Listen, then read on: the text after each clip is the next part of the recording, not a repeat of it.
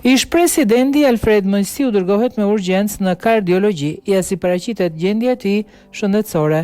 Ish-presidenti i Republikës Alfred Mëjsiu është dërguar me urgjencë ditën e sotme në qendrën spitalore universitare Nën Tereza QSUT pas komplikacioneve shëndetësore.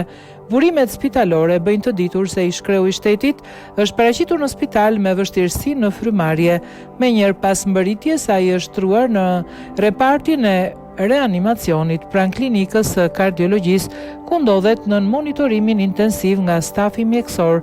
Sipas zyrës së shtypit dhe informacioneve spitalore, për momentin parametrat jetësor të ish-presidentit Mëjsiu janë stabil. I gjithë stafi i shërbimit të kardiologjisë është në gatishmëri për të mbajtur nën kontroll gjendjen e ish-presidentit, thon burimet nga QSUT.